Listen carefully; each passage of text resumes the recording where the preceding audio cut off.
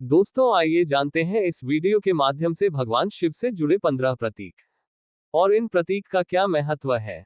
तो आइए जानते हैं। भगवान शिव को मृत्युलोक का देवता माना गया है। यह इकलौते ऐसे भगवान हैं जो स्वर्ग से दूर हिमालय की सर्द चट्टानों पर अपना घर बनाए हुए हैं। क्या आपने कभी सोचा है कि आखिर भगवान शिव गले में नाग, हाथ में त्रिशूल, सिर पर गंगा, शेर की खाल क्यों पहनते हैं? इन सब के पीछे कोई ना कोई कहानी जुड़ी हुई है। आइए जानते हैं कि ये कहानियां क्या हैं और क्यों है ये सब भगवान शिव के प्रतीक या आभूषण हैं।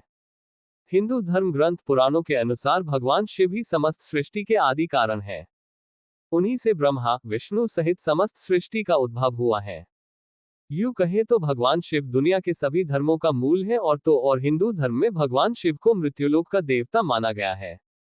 यह इकलौते ऐसे भगवान हैं जो स्वर्ग से दूर हिमालय की सर्द चट्टानों पर अपना घर बनाए हुए हैं। भगवान शिव अजन्मे माने जानते हैं। ऐसा कहा जाता है कि उनका न तो कोई आरंभ हुआ है और न ही अंत होगा। इसीलिए वे अवतार न होकर साक्षात ईश्वर हैं। भगवान शिव गले में नाग, हाथ में त्रिशूल, सिर पर गंगा, शेर की खाल क्यों पहनते हैं? इन सब के पीछे कोई न कोई कहानी जुड़ी हुई है। पहला प्रतीक, गले में सर्प। भगवान शिव अपने गले में सर्प धारण करते हैं। ये सर्प उनके गले में 3 बार लिपटे रहता है जो भूत, वर्तमान एवं भविष्य का सूचक है। सर्पों को भगवान शंकर के अधीन होना यही संकेत है कि भगवान शंकर तमोगुण, दोष, विकारों के नियंत्रक व संहारक हैं, जो कलह का कारण ही नहीं बल्कि जीवन के लिए घातक भी होते हैं।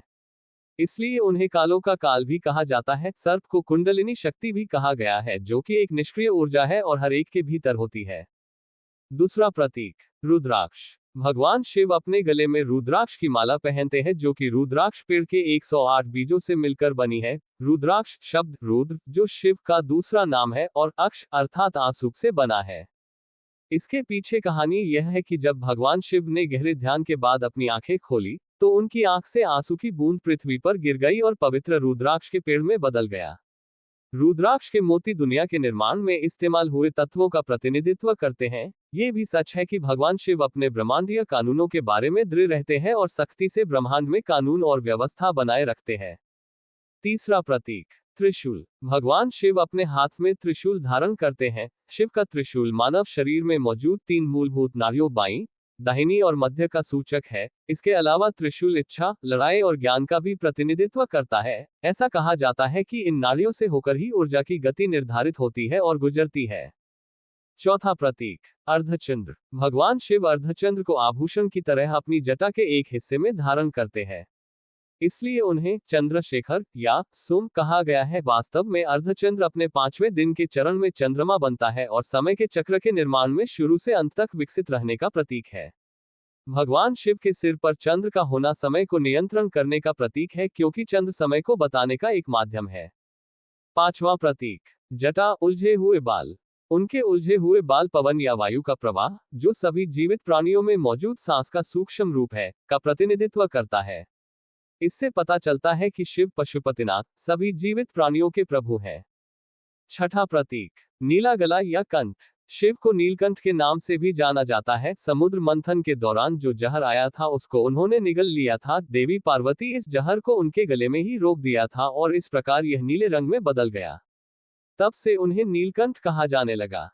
सातवां प्रतीक, तीसरी आंख। भगवान शिव के प्रतीकों में से एक उनका तीसरा नेत्र है, जो कि उनके माथे के बीच में है। ऐसा माना जाता है कि जब वह बहुत गुस्से में होते हैं तो उनका तीसरा नेत्र खुल जाता है और फिर प्रलय का आगमन होता है। इसीलिए तीसरे नेत्र को ज्ञान और सर्वभूत का प्रतीक कहा जाता है। वस्तुतः शिव का तीसरा नेत्र सांसारिक वस्तुओं से परे संसार को देखने का बोध कराता है। यह एक ऐसी दृष्टि का बोध कराती है जो 5 इंद्रियों से परे है। इसलिए शिव को त्रयंबक कहा गया है। आठवां प्रतीक, बाघ की खाल। हिंदू पौराणिक कथाओं में कहा गया है कि बाघ शक्ति और सत्ता का प्रतीक है तथा शक्ति की देवी का वाहन है। भगवान शिव अक्सर इस पर बैठते हैं या इस खाल को पहनते हैं, जो कि ये दर्शाता है कि वह शक्ति के मालिक हैं और सभी शक्तियों से ऊपर हैं। बाघ ऊर्जा का भी प्रतिनिधित्व करता है। वह इस ऊर्जा का उपयोग कर इस अंतहीन सांसारिक चक्र में ब्रह्मांड परियोजना सक्रिय से चलाते हैं। नौवां प्रतीक, कमंडल। पानी का बर्तन कमंडल अक्सर भगवान से सटे हुए दिखाया जाता है। ऐसा कहा गया है कि यह एक सूखे कद्दू और अमृत से बना हुआ है। कमंडल को भारतीय योगियों और संतों की बुनियादी जरूरत की एक प्रमुख वस्तु के रूप में दिखाया जाता है। इसका एक गहरा महत्व है। जिस प्रकार से पके हुए कद्दू को पेड़ से तोड़ने के बाद उसके छिलके को हटाकर शरबत के लिए प्रयोग किया जाता है, उसी प्रकार प्रत्येक व्यक्ति को भौतिक दुनिया से अपने लगाव को समाप्त कर अपने भीतर की अहंकारी इच्छाओं का त्याग करना चाहिए ताकि वह स्वयं के आनंद का अनुभव कर सके। अतः कमंडल अमृत का प्रतीक है। 10वां प्रतीक, विभूति। भगवान के माथे पर राख की 3 लाइन विभूति के रूप में जानी जाती है। ये भगवान और उसके प्रकट होने की महिमा की अमरता का प्रतीक है। 11वां प्रतीक, कुंडल। 2 कान के छल्ले, जिन्हें अलक्ष्य, जिसका अर्थ है जो किसी भी माध्यम के द्वारा दिखाया नहीं जा सकता, और निरंजन, जिसका अर्थ है जो नश्वर आंखों से नहीं देखा जा सकता है, भगवान द्वारा पहने गए हैं। प्रभु के कानों में सुशोभित गहने दर्शाते हैं कि भगवान शिव साधारण धारणा से परे है। उल्लेखनीय है कि प्रभु के बाएं कान का कुंडल महिला स्वरूप द्वारा इस्तेमाल किया गया है और उनके दाएं कान का कुंडल पुरुष स्वरूप द्वारा इस्तेमाल किया गया है। दोनों कानों में विभूषित कुंडल शिव और शक्ति, पुरुष और महिला के रूप में सृष्टि के सिद्धांत का प्रतिनिधित्व करते हैं। 12वां प्रतीक, डमरू। यह एक छोटे से आकार का ड्रम है जो कि भगवान शिव के हाथ में रहता है और इसीलिए भगवान शिव को डमरूहस्त कहा जाता है। डमरू के 2 अलग अलग भाग एक पतले गले जैसी संरचना से जुड़े होते हैं। डमरू के अलग अलग भाग अस्तित्व की 2 भिन्न परिस्थिति, अव्यक्त और प्रकट, का प्रतिनिधित्व करता है। जब डमरू हिलता है तो इससे ब्रह्मांडीय ध्वनि, नाद उत्पन्न होता है जो गहरे ध्यान के दौरान सुना जा सकता है। हिंदू शास्त्रों के अनुसार नाद सृजन का स्रोत है। डमरू भगवान शिव के प्रसिद्ध नृत्य नटराज का अभिन्न भाग है, जो शिव की प्रमुख विशेषताओं में से एक है। 13वां प्रतीक, पवित्र गंगा। गंगा नदी या गंगा हिंदुओं के लिए सबसे पवित्र नदी मानी जाती है।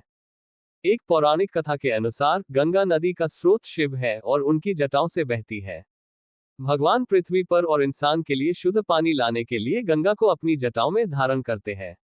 इसलिए भगवान शिव अक्सर गंगाधर या गंगा नदी के वाहक के रूप में जाने जाते हैं।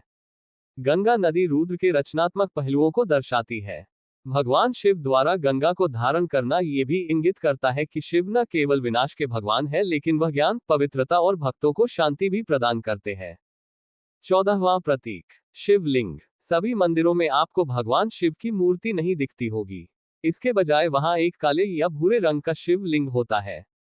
यह एक पत्थर है जो कि भगवान शिव के अस्तित्व का प्रतिनिधित्व करता है। 15वां प्रतीक, सांड नंदी। नंदी बैल भगवान शिव के करीबी विश्वास पात्रों में से एक है। यही कारण है कि बैल नंदी सभी शिव मंदिरों के बाहर रखा जाता है। भगवान शिव के भक्त बैल के कान में अपनी इच्छाओं को कहते हैं ताकि यह महादेव तक पहुंच सके।